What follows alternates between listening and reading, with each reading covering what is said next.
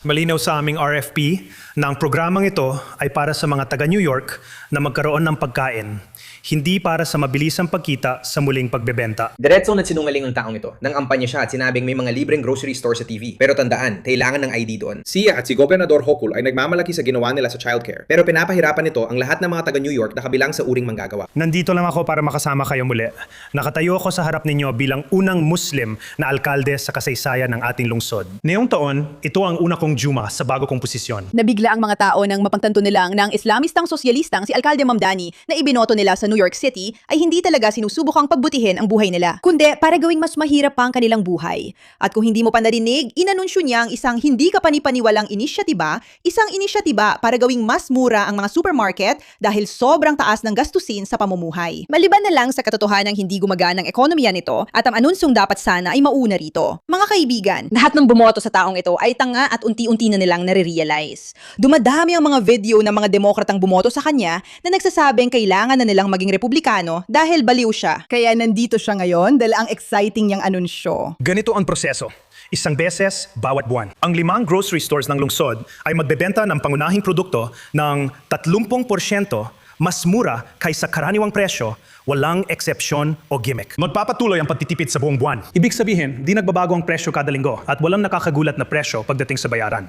Literal na binabasa ang isang AI na talumpati. Pero bukod doon, walang mga eksepsyon. Maliban sa maliit na kondisyon na lalabas pagkatapos ng video na ito. Ang kondisyon ay parang ganito. Handa na ba kayo? Ang sagot ay hindi. Hindi pa kayo handa. Paano mo mapipigilan ng mga tao na abusuhin ng ganyang alok? Alam mo yan, yung deal na yan. Sa totoo lang. At magkakaroon ba ng limitasyon sa dami ng mga item na pwedeng kunin ng isang tao na may diskwento sa antas niyan mula sa essential basket na yan? Malinaw sa RFP na ang programang ito ay para sa mga taga New York na maglagay ng pagkain sa hapag. Hindi para sa gustong kumita agad sa pagbebenta muli. Si GPAC, pinuno ng EDC ang magdadagdag ng detalye. Siyempre, hindi naman nila inisip ang pagbebenta muli. Hindi rin makatuwiran bumili ng may 30% diskwento tapos ibenta uli. Nakawin mo sa tindahan tapos ibenta ng mas mahal. Hindi. Gumagana ang sosyalismo, mga kaibigan. Kung libre ang mga bagay, parang may biglang pera lumiletaw. Ganyan ang sistema. Pero may isa pang punto. At ito ay mas malaki at mas mahalaga. At ipinapakita lang nito, muli, kung paano ginagamit ng mga sosyalista ang mga kasinungalingan na ito, ang branding na ito, ang napakagandang ideolohiya na ito para pangtakpan ang katotohanan gusto lang talaga nilang kontrolin ka. Sa aming RFP para sa operator, sinisiguro naming targetin ang mga taga New York gamit ang isang sistemang parang library card at minamanage namin kung sino ang bumibili, nakatuon ito sa mga karaniwang taga New York. Paano nila gagawin yon? Paano nila masisiguro na mga karaniwang taga New York talaga, guys? Paano nila malalaman yon? Kaya iniisip namin yan, sisiguraduhin naming maayos ang lahat na kailangan gawin para hindi mangyari yon. Paano nila gagawin yon? Gusto niyo bang malaman? Hihingi sila ng ID. Bakit mahalaga yon? Pakinggan nyo. Paano mo mapipigilan ang pag-abuso ng tao sa alok na yan? May limit ba sa dami ng item na pwedeng makuha ng isang tao gamit ang discount sa essential basket? Malinaw sa RFP namin na ang programang ito ay para sa mga taga New York na makapaglagay ng pagkain sa hapag, hindi para sa mga gustong kumita agad sa pagbebenta muli. Ipapasa ko na kay GPAC ng EDC para sa karagdagang detalye. Oo, kung titignan mo ang RFP namin para sa operator, iniisip namin yan kaya sisiguraduhin namin maayos ang lahat ng kailangan gawin para hindi mangyari yon. Parang library card. Tanong tungkol sa library card. May library card ako at ginamit ko pa ang ID ko para makakuha ng library card. Hindi yan masyadong inclusive, Mama Donnie. Isipin mo, ito rin ang kilusang pampolitika na matagal nang sinasabing rasista ang voter ID. Isang poll tax. Isang pag-atake sa demokrasya. Ang mga umatake sa ating partido na gustong gawing para lang sa mga Amerikano ang lahat, na yo'y sinasabing common sense lang ang ID. Kailangan siguraduhin na hindi makapagsamantala ang mga taga New Jersey o Connecticut. Titingnan nila ang mga papeles mo para lang makabili ng gatas. Iyan mga kaibigan, ang tunay na sosyalismo. Sinusuri ang papeles mo para matayak kung karapat-dapat kang tumanggap ng pagkain nais ipamahagi ng gobyerno sa iyo. Ngayon, huwag kayong magkamali, kung mayaman kang Amerikano, baka hindi ka papasukin dahil ito'y para lang sa talagang nangangailangan at karapat-dapat. Iyan ang punto. Layunin nilang gumawa ng sistemang pangkontrol, pero ipinapakita nila ito bilang libre, mura, maganda, masaya, masarap, at kamanghamanghang karanasan. Pero sa totoo, si Nanay Ma'am Dani ay wala sa alinman sa mga bagay na yon. At sinumang hindi pa nakakakita niyan ay kailangang magpatuloy sa panonood dahil ipapakita namin kung gaano talaga kasama si Ma'am Dani. Bukod sa sinasabing may ugnayan siya sa mga tunay na grupong terorista, pakinggan mo rin ang mga sinusuportahan at pinaniniwalaan niya. Kamakailan lang siyang nakita sa isang event na nanawagan ng pagpatay sa mga hindi Muslim at nandoon si Zoran Mangdani na sumusuporta rito. Ikinagagalak kong makasama kayong muli.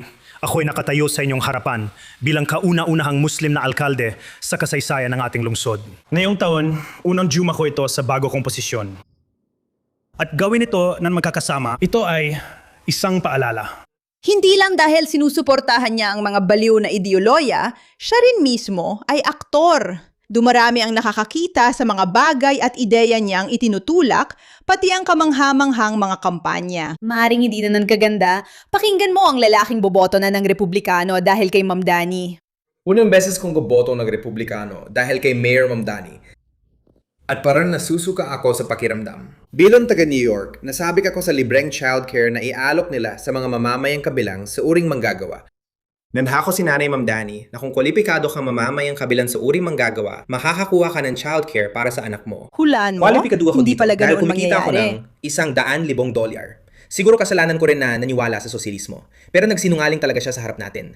Nang ampanya pa siya at binanggit sa TV ang mga libreng grocery store na kailangan pa rin ng ID. Siya at si Gobernador Hochul ay nagyayabang sa nagawa nila sa childcare kahit pinapahamak nila ang mga New Yorker na kabilang sa uring manggagawa. Dati, ito ay para sa mga nagtatrabaho ng higit 10 oras kada linggo at kumikita ng lampas $17 kada oras. Ginamit niya lahat ng pondo ng lungsod sa retorikang pampulitika. Dahil dito at sa city-run grocery stores na nakasira sa maliliit na negosyo at tindahan ng imigrante, naubos na ang pondo kaya kulang na para sa child. Kaya hindi na kaya anong magbigay ng sorpresa? New York para sa mga bata. Guys, walang libreng pera. Kung mura ang nakuha nyo, ibig sabihin may kinukuhanan silang pera sa iba. Simple lang, hindi gumagana ang sosyalismo. Para tuluman ng mahihirap, kailangan kunin ang pera mula sa iba. Basic na ekonomiya ito. Di ko maintindihan bakit may hindi pa rin nakakaintindi nito. Mga care voucher para sa mga pamilyang walang cash assistance. May saysay ba yun? Mga New Yorker na kabilang sa uring manggagawa na hindi naman dalon kalakihan kita. Hindi ito malaking halaga sa New York. Yung mga nagbabayad ng buwis na kailangan ng childcare, pumayag na itaas ang buwis para dito. Pero di ka na kwalipikado dahil wala kaming cash assistance. Ibig mong sabihin, niloko ka ng lalaking ito para iboto mo siya dahil akala mo may makukuha kang benepisyo. At ngayon, binabaliktad niya yon at binagdagan pa niya ang hirap sa buhay mo at hindi niya binibigay ang mga benepisyong dahilan kung bakit mo siya ibinoto. Ibig kong sabihin, halaga, sobrang nagulat ako. Linawin ko lang ito. Si Zoran Mangdani, isang sosyalistang Islamista na alkalde, ay ginamit ang kanyang plataforma para magsinungaling sa mga Amerikano, lalo na sa mga naghihirap na taga New York. Nangako siya sa kanila ng mga magagandang bagay tulad ng libreng o mas murang childcare at libreng supermarket na magiging mas komportable ang kanilang buhay. At para magawa iyon, kailangan niyang patawan ng buwis ang mga taong malaki ang kinikita. Pero ngayon na napagtanto niyang hindi niya ito kayang gawin, o baka hindi niya talaga balak gawin ito mula simula, ngayon hindi lang niya tinaasa ng buwis ng karamihan sa mga taga New York, hindi niya kayang pondohan ang gusto niyang proyekto. Ngayon, mas mataas ang buwis mo, pero wala ka rin natanggap na mga subsidyang gusto mo. Magkakaroon ng mga supermarket na may ID control para matrack ang galaw mo. Gustong-gusto ito ng sosyalismo. Sisiguraduhin nilang kontrolado nilang pagkain mo para umasa ka sa kanila. May dahilan kung bakit may mga bumoto kay Zoran Mangdani, isang Islamistang alkalde na kamakailan lang ay nakita sa event na nagdiriwang ng pagkamatay ng mga hindi naniniwala. Ibig sabihin, nagsisinungaling ang mayor na ito, isa siyang aktor. At parami ng parami ang mga bumoto sa kanya ang napapagtantong hindi totoo ang mga ipinangako niya. Lahat ng ipinangako niya ay palabas para sa kapangyarihan at na yung nakuha na niya ito, nagiging problema na. Pakinggan mo na lang ang sinasabi ni Scott Galloway tungkol dito. At na-dox na ako. Na-dox ka na. Na-dox. Kwento mo. Kaya, ewan ko kung narinig mo na, pero si Mayor Mangdani ay nagdesisyon na ilabas ang listahan ng Siam na raang 50,000 tirahan na may mga address at panggalan na maaaring maging kwalipikado para sa kanyang Pieta Terratech. Gusto niyang buwisan ang mayayaman, pero inilabas pa niya ang mga pangalan nila para habulin sila ng mga tao na galit sa mayayaman. Ang totoo, may mga taong galit sa mayayaman. Nainggit lang sila dahil hindi sila mayaman at gusto rin ng ginhawa at seguridad. Kaya pagdating ni Zorn Mamdani at sinabi niya, huwag kayong mag-alala, yung mga taong kinaiinisan ninyo, kukunin namin ang pera nila at gagawin naming mas madali ang buhay ninyo. Sinasabi ng mga tao, oo, ang ganda niyan. Pero darating sa punto na sila na ang nadodox at nawawalan ng benepisyo kasi alam mo, hindi naman talaga layunin ng sosyalistang gobyerno na alagaan ka. Ginagamit nila ang iyong kamangmangan para iboto sila at manatili sa kapangyarihan. Ngayon, pinagsisisihan ni Scott Galloway na ibinoto niya ang taong ito kahit pabor siya sa pagbubuwis sa mayayaman. Dahil ang pangalan niya ay nakakalat na ngayon at siya ay nadodox ng mismong mga taong dati niyang sinasabing kabilang siya sa kanila. Ako, hayagan akong nagpahayag ng suporta sa buwis na ito. Ito ang kahulugan. Kinuha niya ang isang lehitimong pinagkukunan ng kita mula sa buwis at ginawa niya itong parang wanted poster. Iyan mismo ang ginagawa ng mga taong ito. Pero ulitin ko, tandaan ninyo, si Zora Mamdani ay noon pa man ay umaarte lang. Palagi siyang sinungaling. Panoorin niyo lang ang video na ito, ha? Ito si Zoran Mamdani. Tumatakbo siya sa pagkaalkalde ng New York. Ganito siya karaniwang magsalita. Nagtipon tayo mayong gabi sa pinakamayamang lungsod, sa pinakamayamang bansa, sa kasaysayan ng mundo. Sa panayam sa South Africa, ibang tunog ng kanyang boses. Gumawa talaga ako ng playlist para kay Mira.